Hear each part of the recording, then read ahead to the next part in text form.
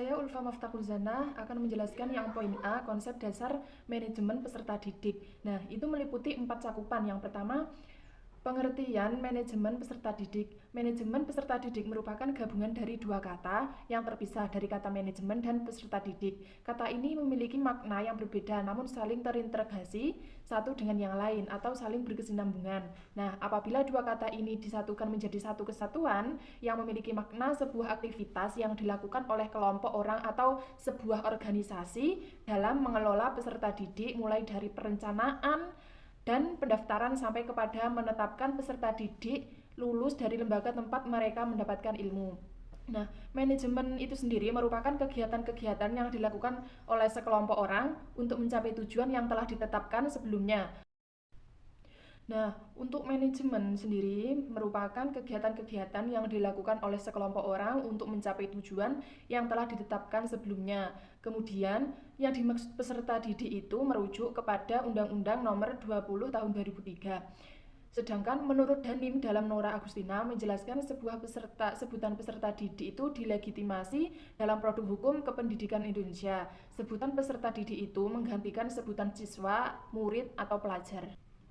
Yang nomor 2 yaitu tujuan dan fungsi manajemen peserta didik. Nah, konsep dari manajemen peserta didik memiliki tujuan dan fungsi peserta didik yaitu untuk meningkatkan pengetahuan serta keterampilan dalam upaya mengembangkan kecerdasan serta menyalurkan minat dan bakat dari peserta didik itu sendiri.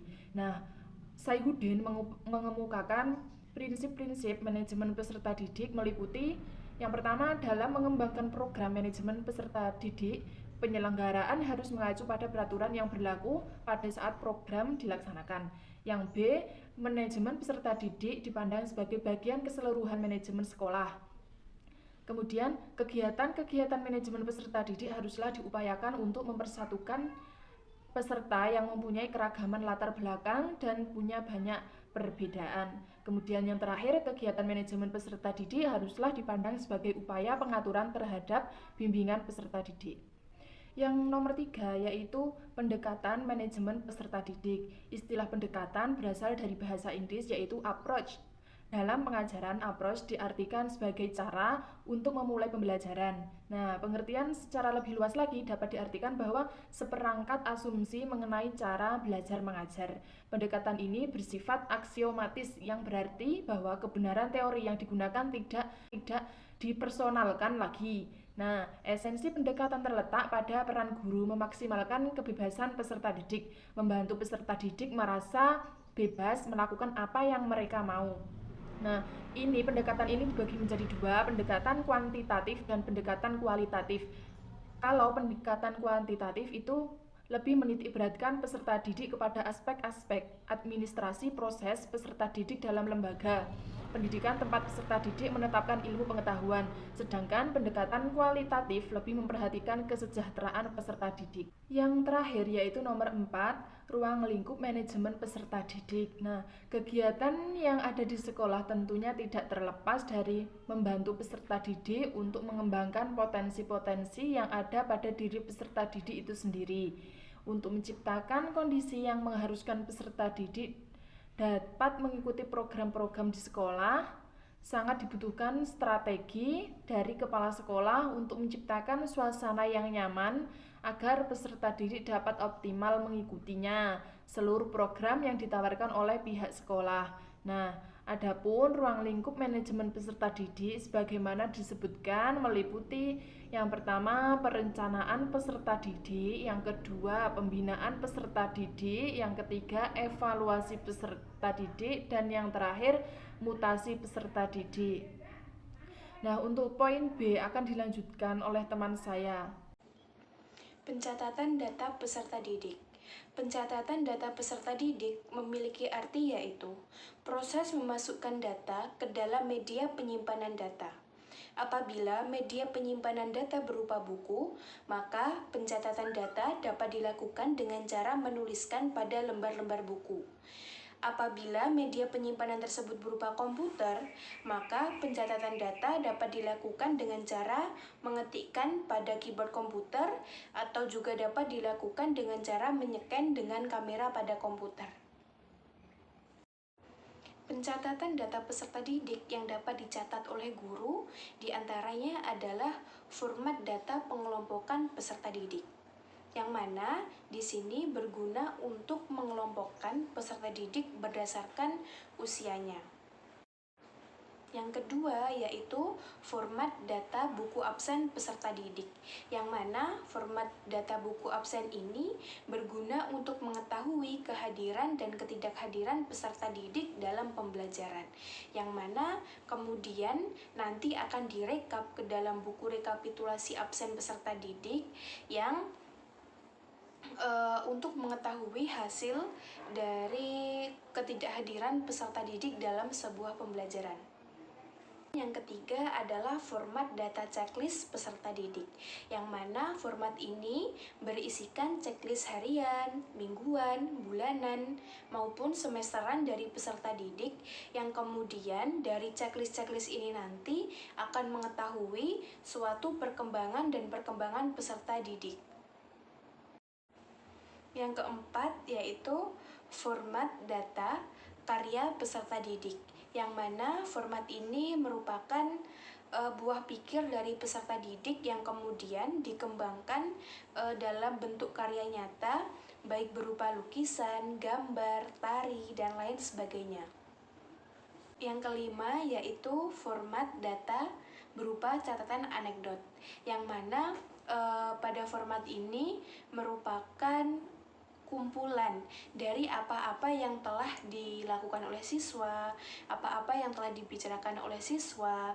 Nah, hal itu dicatat oleh guru, kemudian dijadikan sebagai jurnal yang untuk mengetahui apa saja sih yang dilakukan oleh siswa itu. Yang keenam yaitu format data buku kompilasi peserta didik, yang mana di sini itu berisi seluruh data peserta didik yang kemudian dijadikan satu, dikumpulkan menjadi satu ke dalam sebuah dokumen, sehingga memudahkan untuk membaca pencapaian peserta didik dalam bidang kompetensi dasar. Yang ketujuh yaitu format data analisis peserta didik, yang mana format ini merupakan format lanjutan yang digunakan untuk menganalisis peserta didik, kemudian dimasukkan ke dalam pencatatan hasil analisis dari peserta didik.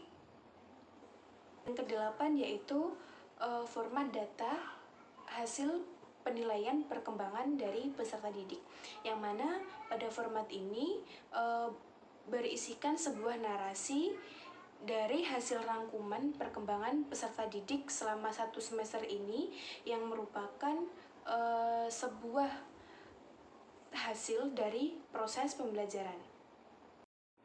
Yang kesembilan adalah format buku mutasi peserta didik, yang mana pada format ini berisikan data peserta didik yang melakukan suatu perpindahan sekolah. Kemudian yang terakhir yaitu ada format yang berupa kesehatan peserta didik, berat badan peserta didik, tinggi badan peserta didik, dan lain sebagainya. Mutasi dan promosi peserta didik. Mutasi adalah perpindahan peserta didik dari satu sekolah ke sekolah yang lainnya, atau perpindahan peserta didik dalam sekolah. Nah, oleh karena itu, mutasi dibagi menjadi 2 bagian. Yang pertama, mutasi ekstern, yang kedua, mutasi intern. Nah, mutasi ekstern adalah perpindahan peserta didik dari satu sekolah ke sekolah yang lainnya, yang mana mutasi ekstern ini harus menguntungkan seluruh pihak, yaitu baik sekolah, peserta didik itu sendiri, dan orang tua dari peserta didik. Nah, mutasi ekstern ini didasarkan dari 2 kepentingan. Yang pertama, kepentingan dari siswa, dan yang kedua, kepentingan dari sekolah. Yang mana di sini siswa wajib mendapatkan pendidikan yang sesuai dengan keinginan dan kemampuannya, serta lingkungan yang dapat mempengaruhinya. Begitupun dengan sekolah.